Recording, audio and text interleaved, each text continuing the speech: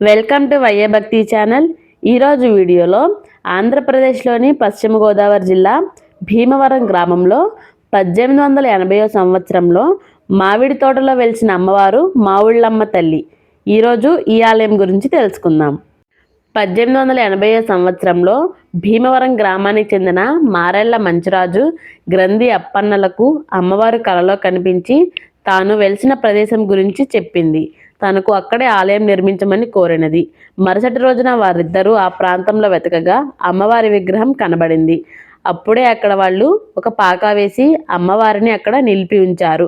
అమ్మవారి ఆదేశానుసారం 5 దీపాలు ఉన్న ప్రాంతంలో ఆలయం నిర్మించారు.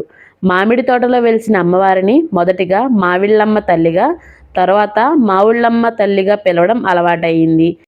ప్రస్తుతం ఈ ఊరిలోని మోటుపల్లి వారి వీధిలో అమ్మవారి గరకలు భద్రపరిచేందుకు నిర్మించిన భవన ప్రాంతంలో ఉన్న వేప రావి చెట్టు కలిసిన చోట అమ్మవారు వెలిసినట్లు స్థానికుల పురాణం ద్వారా తెలుస్తుంది. అప్పన్న మంచిరాజులు ఉన్న మోటుపల్లి వారి వీధిలో ఉన్న అమ్మవారిని భీమవరం నడిమధ్యకు తీసుకువచ్చారు. అమ్మవారి జాతర ఉత్సవాలు వేరువేరుగా జరుగుతాయి. మొదట్లో అమ్మవారికి అర్చకుడుగా ఒక రజకుడు ఉండేవాడు. అందువలన రజక సంఘం ఆధ్వర్యంలో ఒకసారి పండ్లు, పూలు, వర్తక సంఘంలో వారి ఆధ్వర్యంలో ఒకసారి ఉత్సవాలు జరుగుతాయి. 1910 సంవత్సరంలో భీమవరాన్ని ముంచెత్తిన వరదల్లో అమ్మవారి విగ్రహం చాలా వరకు పాడయింది. 1920లో కాళ్ళ గ్రామానికి చెందిన శిల్పి తాతవోలు నాగభూషణాచార్యులు అమ్మవారి విగ్రహాన్ని మలిచాడు. కానీ ఆ విగ్రహం భీకర రూపంలో ఉన్నందున గ్రంథి అప్పారావు అనే శిల్పి ఆ విగ్రహాన్ని శాంత స్వరూపిణిగా తీర్చిదిద్దాడు.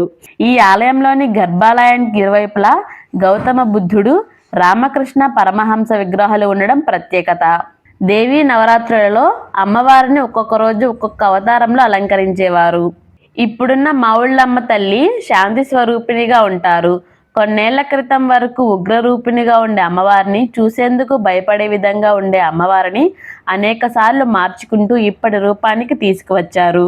చాలామంది వ్యాపారులు అమ్మవారి పేరు పెట్టి విజయం సాధించారు. ఈ గ్రామంలో ఏ శుభకార్యం జరిగినా ముందుగా అమ్మవారి దగ్గరికి వెళ్ళి ఆశీర్వాదం తీసుకుంటారు. మెంటే వెంకట స్వామి పూర్వీకులు అల్లూరి రామరాజు, భీమరాజుల కుటుంబీకులు అమ్మవారి పుట్టింటి వారుగాను, గ్రంథి అప్పన్న తరువాత అమ్మవారి అత్తారింటిగాను వ్యవహరిస్తారు. మావుళ్ళమ్మ తల్లిని ఎలాంటి కోరికలు అడిగినా తప్పకుండా నెరవేరుస్తుందని భక్తులందరి నమ్మకం. మీరు కూడా ఒకసారి ఈ ఆలయాన్ని దర్శించుకోండి. ఈ వీడియో మీకు నచ్చినట్లయితే మా వైఏ భక్తి ఛానల్ని సబ్స్క్రైబ్ చేసుకోండి. ఈ వీడియో చివరి వరకు చూసినందుకు హృదయపూర్వక ధన్యవాదాలు.